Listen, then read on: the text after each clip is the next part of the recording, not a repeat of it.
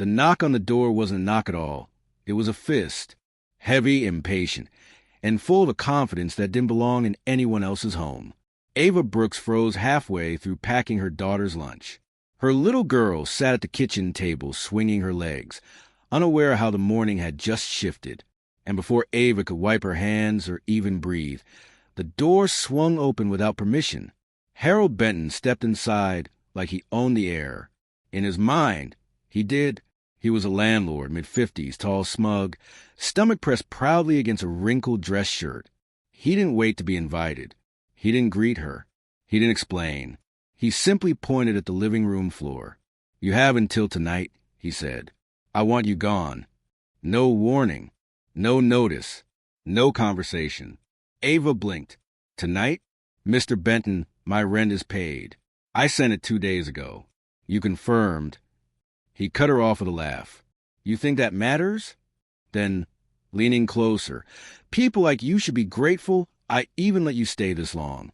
Ava felt the words land like stones. Her daughter looked up, confused, sensing the shift in her mother's breathing. And what Harold didn't know, what he couldn't possibly imagine, was that the woman he was trying to throw out of her home was someone he would soon answer to.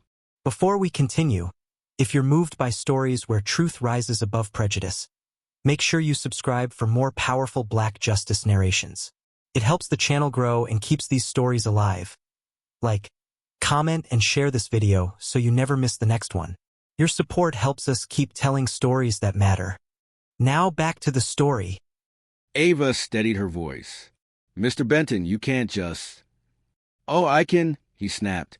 "And I will. You're out tonight." But the story would not end where he thought it would.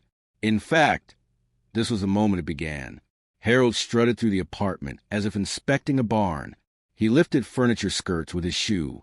He opened cabinets without asking. He checked under the sink and muttered, "Figures." Ava followed, hands trembling but spine straight. "Sir, my daughter lives here," she said quietly. "Whatever issue there is—" "The issue," he said, turning sharply, "is that you're a headache, and I don't keep headaches around my property. But I've never missed a payment. Doesn't matter." He tapped a stack of papers against his hand. "New rules. New owner expectations. And frankly, you're not the type we want renewing." There it was. Coded. Clean enough to say aloud, dirty enough to cut deep. Ava inhaled slowly. Her daughter watched from the doorway, clutching a cereal spoon.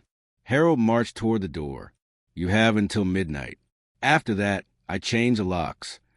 "You can't legally do that," Ava said. He smirked. "Try stopping me." As he reached the exit, Ava spoke with firmness she didn't know she still had.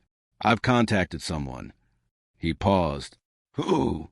Your cousin? A friend?" Laugh. Dismissive. "So what? Someone going to help you move." Ava didn't answer, because the truth would reveal itself soon enough. Her phone buzzed. A message from Jordan Hale. "On my way. Don't sign anything." Harold glanced at the mail on the table. Letters with a law firm logo he didn't recognize, and frowned, confused for a moment before shaking it off. He walked out the door with the confidence of a man who believed he had already won. He hadn't. Hours later, Ava arrived at the leasing office with her daughter in tow. Harold stood behind the counter, arms crossed, posture dripping with victory. "You brought the kid?" he said. "Fine. She can watch you learn how the real world works." A woman in line whispered, "Isn't that illegal?" Harold shot her a glare. Ava tried to speak calmly. "I'm requesting the documentation for this eviction. By law." "By law," he interrupted, mimicking her tone. "I don't need to give you anything until after I remove you. And that's tonight. That's not how eviction works." He leaned so close she smelled the coffee on his breath. "Who are you going to convince? Me? The police? The court?" Then the quiet knife. "People like you barely get listened to." Ava felt her throat tighten. Her daughter squeezed her hand. Behind them, the door opened. A man in a dark tailored suit stepped inside. He carried a slim briefcase, moved with unhurried confidence, and scanned the room until his eyes met Ava's. Jordan Hale, her lawyer. But Harold didn't notice who he was yet. All he saw was a black man in a suit, and that was his mistake. Jordan stepped forward with a calm that made the room itself pause. "Good afternoon," he said, voice measured, professional. "I'm here regarding Ms. Ava Brooks." Harold didn't look up from his paperwork. "Take a number." Jordan didn't move. No, the word was quiet, but it changed the air. Harold finally lifted his eyes, saw the suit, saw the briefcase, and immediately decided what he thought he was seeing. "Oh," he scoffed, chuckling to himself. "You're her friend. Let me guess, here to argue? Maybe negotiate more time." Jordan blinked slowly, as if choosing patience over annoyance. "No," he said again. "I'm here to correct your mistake."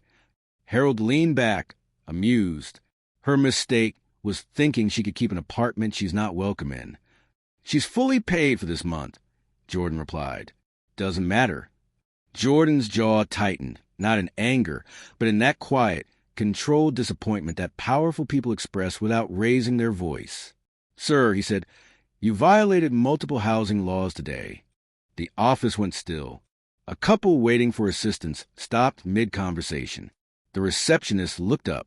Even Harold's smirk faltered for 1/2 second, before returning with twice its arrogance. "Why don't you go back to whatever office you pretend to work in?" Harold said. "This is my property, and I can evict whoever I want." Jordan opened his briefcase, and with that single movement, the energy in the room shifted. He placed one document on the counter, smoothly, deliberately, silently, the kind of silence that makes everyone hold their breath. "What's this supposed to be?" Harold asked. Jordan folded his hands. "The beginning." Ava watched her daughter cling to her sleeve, hope rising where fear had sat moments earlier. Harold snatched the paper. His eyes skimmed the top line. "Property transfer record. Brooks Estate Holdings." He frowned. "What is this?" Jordan spoke gently, but every word had weight. "You should finish reading." Harold's eyes sped down the page, then stopped, then widened. No, this is wrong." He flipped the document over, searching for a loophole. "There's been some kind of mistake." Jordan remained steady. "There is no mistake." Harold's face paled. This says the owner of the building is," he swallowed. "Ava Brooks." Gasps fluttered through the office. A woman in line whispered, "She owns the building?" Jordan nodded politely. "Yes. Her father purchased this property years ago under a holding company. Upon his passing, everything transferred to his beneficiary, his daughter." Ava stepped forward, voice quiet but firm. "I didn't know until recently. I only found out after going through his documents." Harold shook his head violently. No, you can't. This is fraud. She's been paying rent." Jordan raised a hand. "She paid rent because she didn't know she owned the building, and because you never disclosed ownership records to tenants, which is another violation." Harold's mouth opened, then closed. His voice cracked like something was breaking inside him. "I didn't know. No one told me. This can't." Jordan laid down a second document. "This," he said calmly, "is your termination notice." Harold froze. "You are hereby removed as acting landlord, effective immediately, due to misconduct, illegal entry, attempted illegal eviction, and discriminatory conduct toward the rightful property owner." "But my job, my income, my contract." "Your contract," Jordan said, "was with the owner, and the owner no longer desires your services." Harold turned to Ava, begging now. "Ms. Brooks, Ava, please. I didn't mean any harm. I was just trying to enforce rules." Ava didn't raise her voice. She didn't insult him. She didn't humiliate him. She simply said, "You should treat everyone with dignity, Mr. Benton, not just the people you think are worth it." Harold lowered his head, and for the first time since he walked into her home uninvited, he understood just how small power becomes when stripped of respect. Later that week, Ava stood outside the building watching her daughter ride her scooter up and down the sidewalk.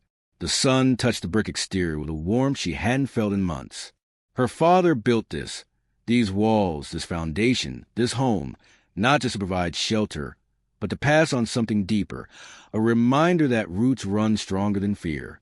She thought about Harold. She thought about the way he looked at her, not as a person, but as a problem, a burden, an inconvenience he could sweep away. It hurt. Of course it hurt. But pain wasn't the end of her story. It never had been. Some people believe power gives them permission to diminish others. They forget that life has a way of revealing truths. Quietly, suddenly, beautifully, in moments when pride expects victory. Ava didn't feel triumphant. She didn't feel vengeful. She simply felt whole, because justice isn't always loud.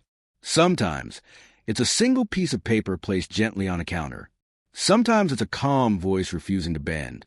Sometimes it's the truth rising exactly when it needs to. And sometimes justice is remembering who you are, even when someone else tries to convince you otherwise. As her daughter laughed, Ava whispered promise to herself. Respect should be the starting point, not the reward.